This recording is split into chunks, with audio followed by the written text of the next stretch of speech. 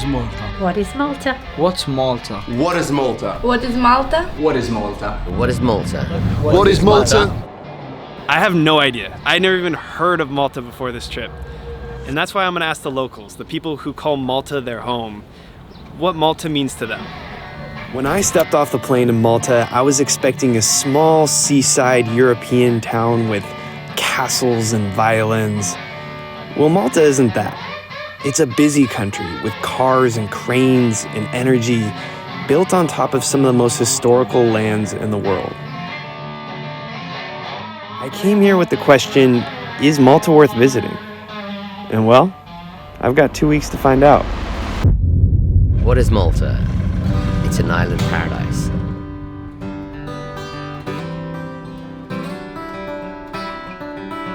Malta is a blend of culture.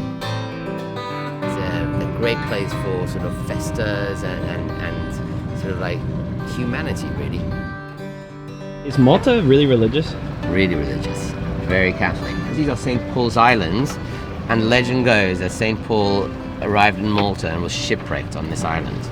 He was then bitten by a venomous snake, and that's why we don't have venomous snakes over here.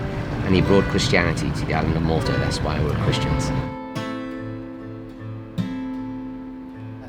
For me, Gozo is where it's all happening.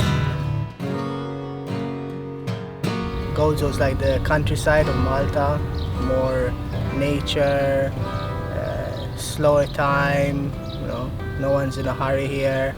And the best part is the sea all around. Gozo is a tiny island, and we've got beautiful sea, beautiful wilderness, depth. And when I'm out in the sea, to me that's very meditative, and I connect with the blue world. And that blue world and the other world make me feel balanced. Give me a sense of balance. Obviously I grew up here all my life, and for me it just blends in very well with free diving.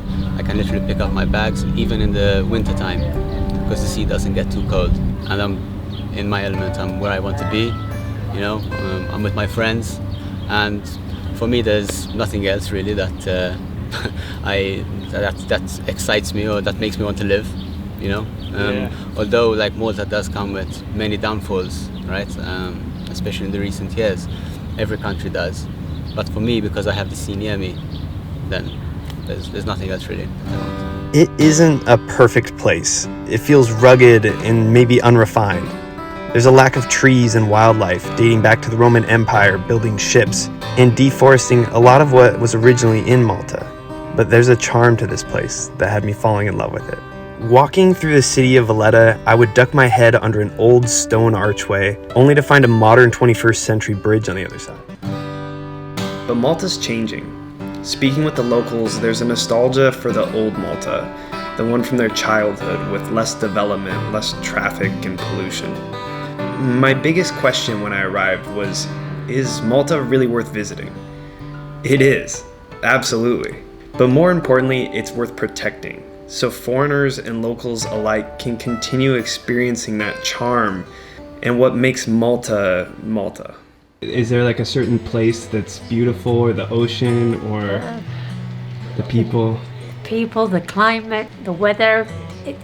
I love Malta. That's so good. Thank you so much. For me, it's a sleepy, quiet, bit of a backward place, but it's sea, salt, ocean, and that's all I care about.